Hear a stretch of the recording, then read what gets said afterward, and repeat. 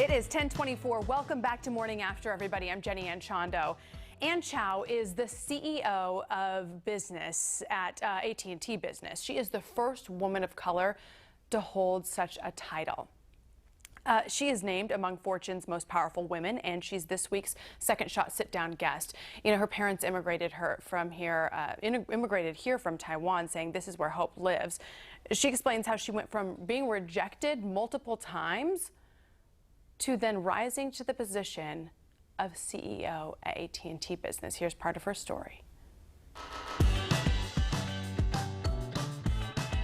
One of my early second shot stories is that I had a bunch of mentors tell me early on in my career, and if you want to pursue general management, you really need to get yourself in front of the customer. And sales is such an important role in every company because it's where revenue flows, right? It's where growth comes from.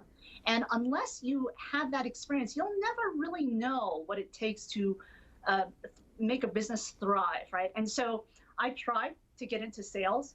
I actually tried 5 times over the course of 3 years, interview after interview, rejection after rejection, before I got in. With the same company? So like you get rejected, but then you still got to go to work there. Yes, exactly. You know, and it's look, this is another part of my foundation, my story.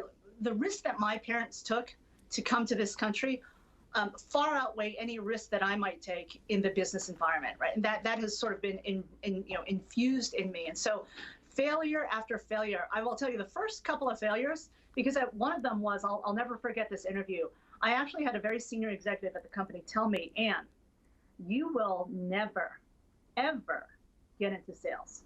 You know, and when I said why, he said, because you didn't start there, and therefore you have no idea what it's going to take to be successful. You have no idea how to motivate salespeople because you've never carried a bag, right? And I pointed out to him, by the way, because I was even a little sassy back then. I pointed out to him a couple of people that I've seen get into sales that didn't have sales to start out with. And he actually said to me, do you really think you're as good as they are? And I said, yes, I do, but I appreciate your feedback and I will take that under advisement. And the first couple of failures were, Jenny, I was angry, I was sad. But after a couple of rejections, I'm like, you know what?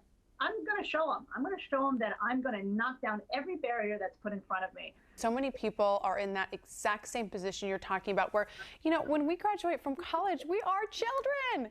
We are 18 years old, picking a major, maybe 21, maybe 24 when we leave school. It's just, you're in the infancy of your life and learning your desires and learning your passions and learning your skill sets. So let's hear some advice from your perspective for the person who is in one company, wants to stay in that company, but wants to be seen in a different light. Because so often the solution is to leave. It's to go someplace else so you can be seen in that different light. But gosh, you hate to leave a good job just because you're kind of holed in or boxed in.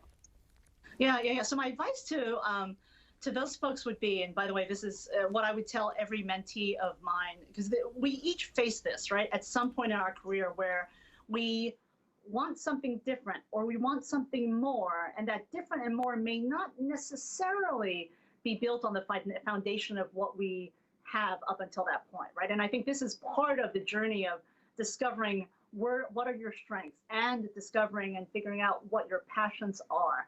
So the first thing I would say is, look, if you are assessing an experience, if there's an experience that you desire that's accretive to your resume, meaning it gives you something you don't have, it'll be a great, it can't be a bad thing, right? So if you have your sights on doing something different, whether it's functionally, whether it's learning a different part of the product or services portfolio, whether it's moving to a different area because you want to experience that part of the culture of your company or organization, the first step is to study, right? To study those people who are in there, who are very, very successful. And you've got to realize that your desire to penetrate and get into that part of the business, you're up against people like I was in sales who have experiences and who've grown up in that part of the business. And so you've got to learn about it in such a way that you can then bridge your set of experiences into what they're looking for so that so that you bring something uniquely different. Ann Chow is one of the authors of the new book, A Leader's Guide to Unconscious Bias, How to Reframe Bias, Cultivate Connection, and Create High-Performing Teams.